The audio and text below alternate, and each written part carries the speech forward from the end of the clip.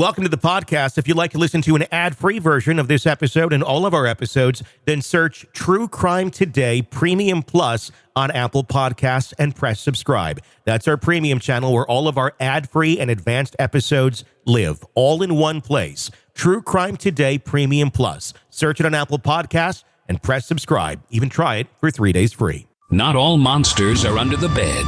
Some are sleeping next to you. Welcome to Hidden Killers with Tony Bruschi, featuring retired FBI Special Agent and Chief of the Counterintelligence Behavioral Analysis Program, Robin Dreeke. And thanks again. I love being valued by you. Of course. Of course. No, I really appreciate everything you've done for me so much. On the air, off the air, just as a friend, as a contributor, everything. I love growing together. I get my goosebumps. I absolutely love it. Me too. It's a lot of fun. Me too, Robin. Genuinely. Me too. All right, Diddy, here we go. What more? What more can we say about him? It's going the way we thought.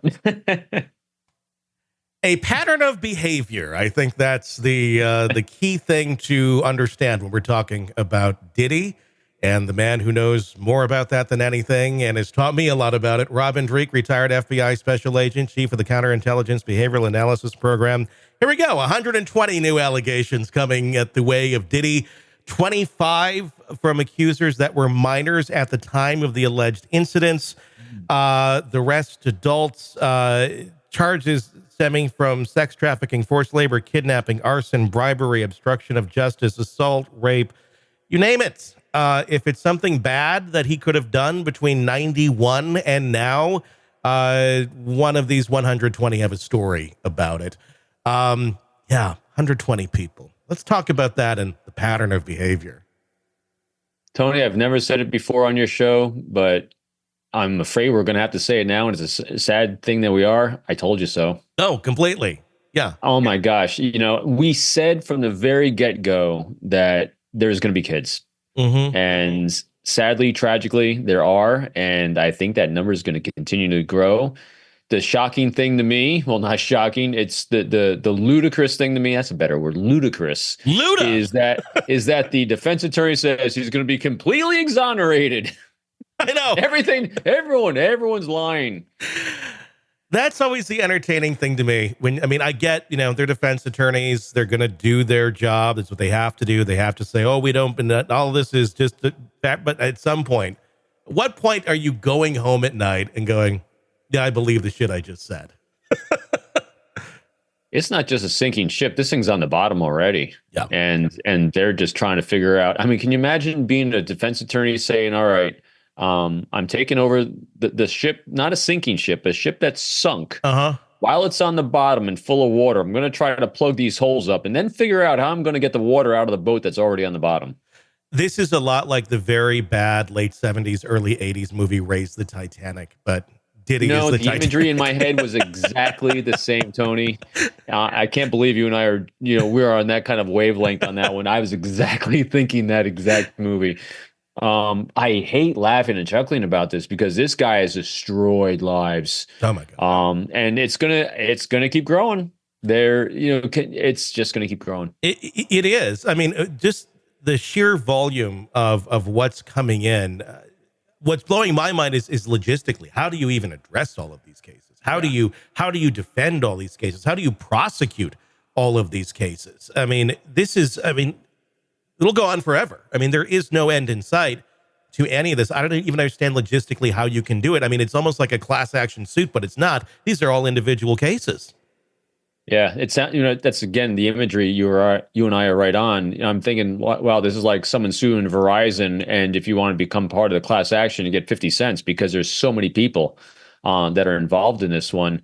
I don't know how you do this. I've done big investigations. I've been part of them.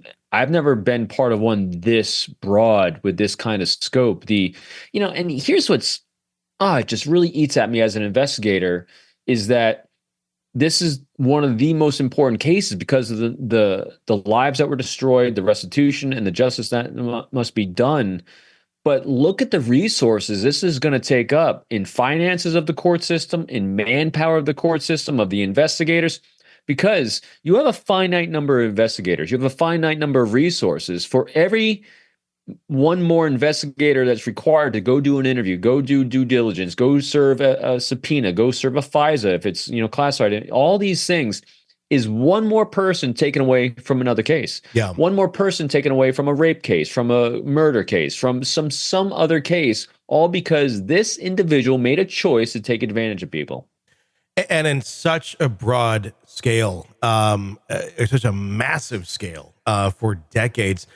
And you want justice for everybody. You want everybody who's been affected by this individually to be able to, now that they have him in custody, to be able to share their point, to talk about what happened to them, and to get some form of justice, whatever that is, whether it's monetary, whether it's just exposing him for this crime or that crime. But at some point, it's white noise, because it's the same thing over and over and over. And at what point here, and we're just at the beginning, at some point, it's going to be one of these where, okay, throw these charges at him. Obviously, he's already been charged, but there's probably going to be more. Once he's locked up, once everything's drained, there's still going to be a lot of people with cases and a lot of stories. But at some point, it's like, there ain't nothing more you can do. You're not going to get justice, per se, other than he's already locked away. But because of the force of all of these people, he's never coming back. But that then kind of negates the individual trauma that he caused to so many people, because there's too much of it.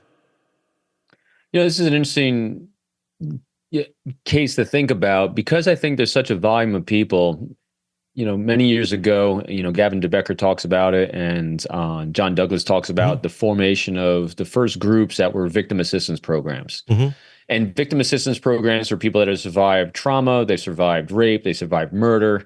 Matter of fact, when the Pittsburgh office of the FBI conducted the interview of President Trump after the assassination attempt, that was conducted as a victim assistance interview because he was a victim of a violent crime. And so that resource is brought forward to him to offer counseling, to offer resources, to keep updates of cases. I really wonder in this case, because the volume is so high, if someone's not at least entertaining creating a victim assistance program just for the Diddy victims, because they're so numerous.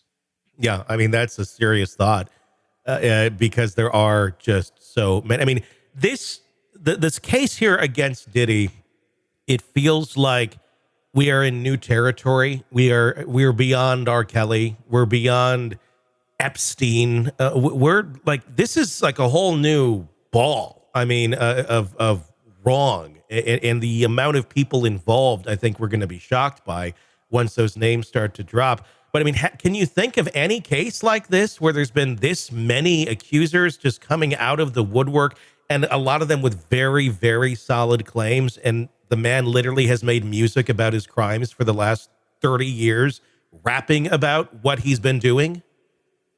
Yeah, no, I can't think of a case like it. And comparing it to like the Epstein case or any of the other notorious abusers of individuals and human beings, this one is different also because of the enticement he was offering. It wasn't just money. It wasn't just, that party atmosphere. It was about influence. It was about power. It was about getting them in an area where he was really able to appeal to people's insecurities, people's desire for fame, fortune, notoriety. Those are massive human motivations for all of us as Homo sapiens to varying degrees, depending on our own experiences, our own needs, wants, dreams, aspirations, priorities, traumas, all these things. I don't think there's ever been anyone with quite his ability to appeal to that level of influence on people like him, because he had all those things he could offer, and he used it for his own gain with the assumption that it was going to be for theirs. Welcome to the podcast. If you'd like to listen to an ad-free version of this episode and all of our episodes, then search True Crime Today Premium Plus on Apple Podcasts and press subscribe. That's our premium channel where all of our ad-free and advanced episodes live, all in one place. True Crime Today Premium Plus. Search it on Apple Podcasts and press subscribe. Even try it for 3 days free. You're in the thick of a true crime saga, every detail sinking in, and then, wham, a commercial about something you couldn't care less about. It's like being served a microwaved dinner at a 5-star restaurant. But it doesn't have to be this way. Go for True Crime Today Premium Plus on Apple Podcasts. With True Crime Today Premium Plus, you get uninterrupted, ad-free episodes, extended interviews that dig even deeper into the muck, and early access so you can brag to your friends. It's like ordering the secret menu at a crime buffet. So, search for True Crime Today Premium Plus on Apple Podcasts, subscribe, and savor every twisted detail without interruption.